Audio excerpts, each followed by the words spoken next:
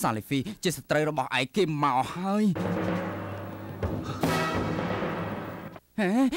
ហើយក៏ឯងទៅរកគេគឺមានតែរកសេចក្តីស្លាប់តែប៉ុណ្ណោះទេឯងវាយមិនឈ្នះគេទេណាខ្ញុំចាំគេយូរហើយហើយក៏ហើយក៏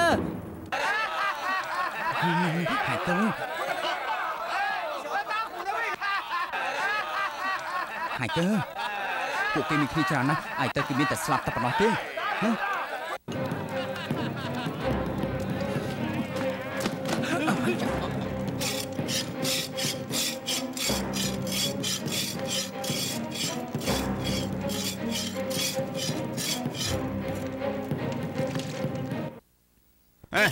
ហើយក៏ជួយយំហោឲ្យភ្ញៀវផងខ្ញុំរត់ទៅរត់មកហត់សឹងស្លាប់ហើយខ្ញុំបានប្រើអាហារសាច់ទេឯងសំលៀងក្បិតធ្វើអី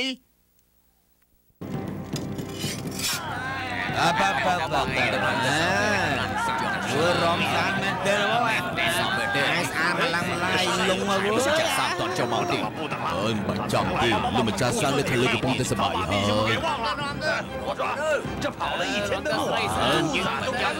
没ได้ពេលនេះយើងចង់អត់មានអបប្រាក់នេះគង់តែគាត់ច្រើនហើយចាតែចង់ចំណេញពីយើងលោកម្ចាស់សានជីគឺសុំជឿកាប់បិទពងខ្ញុំគឺសរសើរមីនេះរបស់លោកម្ចាស់សានទេមែននេះគឺយើងចង់តែសាមិញពួកឯងមិនមែននិយាយអញ្ចឹងទេត្រូវហើយពួកឯងនិយាយតាមយើងអត់ទេពួកខ្ញុំគឺសើមីនេះថ្ងៃនេះយើងមានអារម្មណ៍ល្អខ្លាំងណាស់មិនប្រកាន់ពួកឯងទេផឹកស្រាទៅសុំជឿស្រាប់ហើយឆ្មាស់យកនេះពួកឯងកុំនិយាយច្រើនពេកហើយនឹងមានទៀតកុំផឹកស្រាច្រើនពេកប្រយ័ត្នស្បឹងធ្វើកម្មកើតដឹងទេបាទថ្ងៃនេះលោកសាពិតជាចម្លែកណាស់មិនត្រឹមតែពិសាបាយបានច្រើនទេមកហូបយកទៅក៏ច្រើនទៀតចឹងធ្វើឡើងចុកដៃហើយចំមែនការងារច្រើនណាស់ជួយធ្វើគ្នាទៅមហូបចេះឯងឃើញការងារខ្ញុំធ្វើមិនចេះអស់ទេខ្ញុំហត់សឹងស្លាប់ដែរចាំទៅឯងលើកទៅ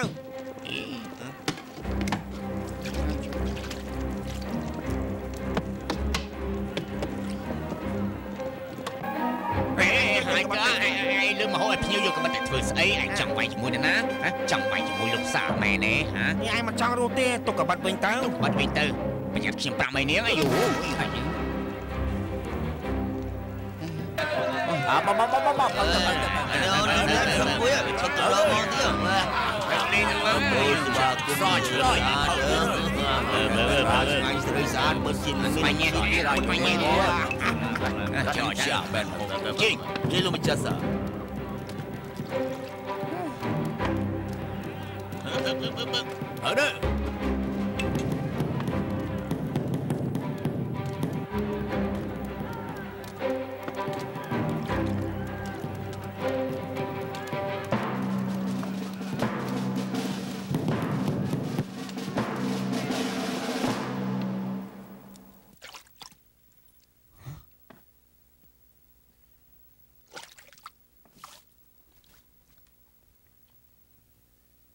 ហើយក៏សាលីហ្វីមានស្អីជាឆាប់រត់ឆាប់ស្លាប់ទ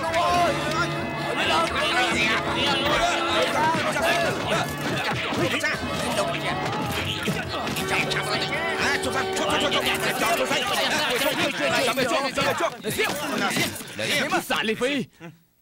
សាលីហ្វីអំរួចចង្រៃលេងយើងទៅសាលីហ្វីលេងយើងទៅអាឡិតឯងនេះឯងពិតជាហ៊ានណាសំជាគោរបស់ហ៊ូសិនឡុងមែនសាលីហ្វីកុំចេះថយចេញហើយក៏ឯងចង់សងសឹកយើងឯងខ្មាស់ភ្នែកទេយើងជាសិស្សរបស់ពុកឯងមិនមែនឃាតករសម្រាប់ពុកឯងទេឯងគឺឃាតករអាដឺឆានហើយក៏ឆាប់និយាយទៅឯងយកច្រឡំហើយអត់ច្រឡំទេគឺអាដឺឆាននេះហើយម៉ៃនាងគឺគេនឹងហើយគេយកកម្រិតចាស់ពុកខ្ញុំពីក្រោយអាចជាឯងនេះយើងត្រូវតែសម្លាប់ឯងឲ្យបាននេះសៀមសាលីហ្វីម៉ែនាងទុកចិត្តចុះបងមិនប៉ះគេមួយសរសៃសក់ទេហើយក៏មិនលើកលែងឲ្យគេដែរបងចង់ធ្វើអីគេចាំបងធ្វើកិច្ចការសំខាន់រួចបងនឹងប្រាប់អាចង្រៃនេះថាឃាតករពិតជានរណាភ័យសាលីហ្វី ចាំគេចោលនាំគេទៅលេខខ្ញុំទៅលេខខ្ញុំ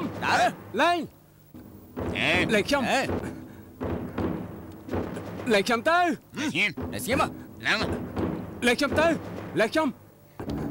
សាលីវីលេខខ្ញុំបងចង់នាំគេទៅណាសាលីវីអូនសុំបងគេនៅក្មេងណាស់ដល់លេងគេទៅបងដោះលេងគេបងត្រូវស្លាប់ហើយនាំគេទៅបាទសាលីវីអូនសុំបងម្ដងទៀតដោះលេងហាកើទៅអូនសុំបងហាកើអូននឹងថាគេឈ្មោះហាកើដែរអូននឹងថាគេជាកូនប្រុសរបស់ហ៊ួយសិនឡុងអូននឹងទេមានតែធ្វើដូច្នេះទេទើបអាចយកកបិតអូជីបានមានកបិតអូជីទើបយើងឲ្យមានផ្លូវរស់ទើបបាំងជុនគេប្រអជាស្រ័យបងកបិតអូជីបងចាំហាកើទៅដល់កបិតអូជីឥឡូវនេះបងជាមនុស្សវាងជន់ទៅហើយហេតុអីក៏បងរំលឹកនៃគេទៀតអូនយល់ទេអូនយល់ទេប្រាប់អូនមកហើយកើមានមកបង្កាច់បងទេបងជាឃាតករសម្រាប់លោកគ្រូមែនទេម៉ៃនេះអ្នកដទៃមិនជឿបងអូនត្រូវជឿបងគូស៊ីនឡុងស្លាប់ក្រោមកបិតហោះ3ទឹកបងប្រើអាវុធក្បាលខ្លាមិនប្រើអាវុធហោះទេហើយកើជឿតាមសំណេរគេមកបង្កាច់បងហើយអ្នកណាជាឃាតករអ្នកណាសម្រាប់ឪពុកហើយកើបងប្រាប់គេទៅបងឃើញតែកបិតហោះមិនឃើញមនុស្សទេគេជាអ្នកណាបងមិនច្បាស់ទេបងតែនិយាយប្រាប់ហើយកើទៅមិនបានទេបងបញ្ញាណាសាលីវីស្ដាប់អូនសិនយល់ដល់ពួកយើងនៅជាមួយគ្នាច្រើនឆ្នាំដល់លេងហើយកើទៅហើយតើអូនយ៉ាងម៉េចហ្នឹងសាលីវីក្រែងបងនិយាយថាដល់សុភមង្គលឲ្យអូនទេហ៎ហើយជារឿងផ្សេងគ្នាទេបងស្រីសាលីវីក្រោយពីពុកអូនស្លាប់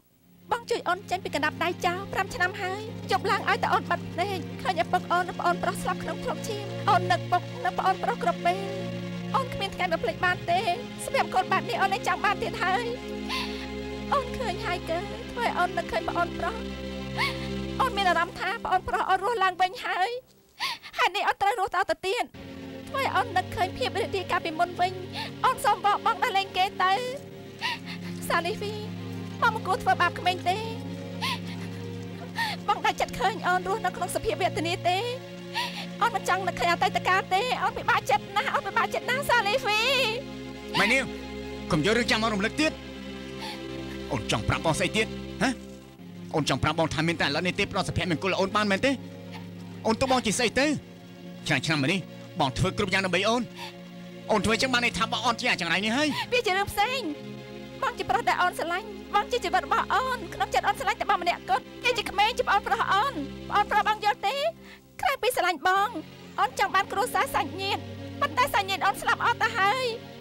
អូនយកគេធ្វើជាប្អូនគេជាសាច់ញាតិរបស់អូនតែមួយគត់បងដឹងទេសាលីវីបងដឹងទេសាលីវីចាំបងត្រឡប់មកវិញនិយាយជាមួយអូនម្ដងទៀតឲ្យបងទៅសិនទៅមិនឲ្យទៅលេងណាទៅមិនឲ្យទៅទេមិនឲ្យទៅទេ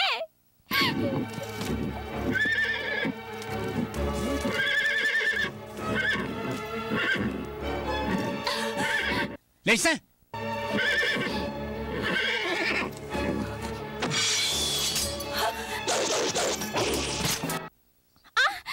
សាលីវី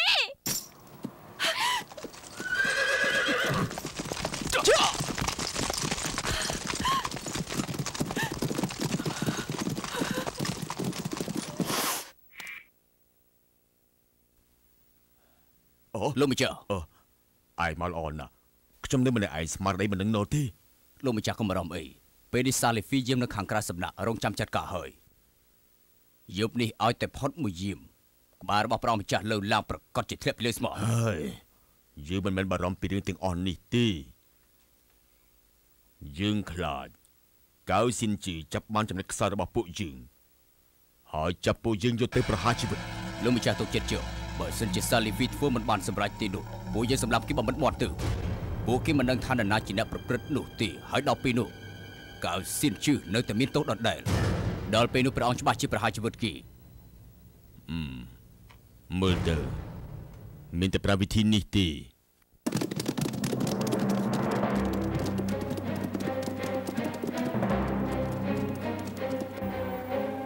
លោកម្ចាស់មានព្រះរាជបញ្ជាមកព្រះរាជធានី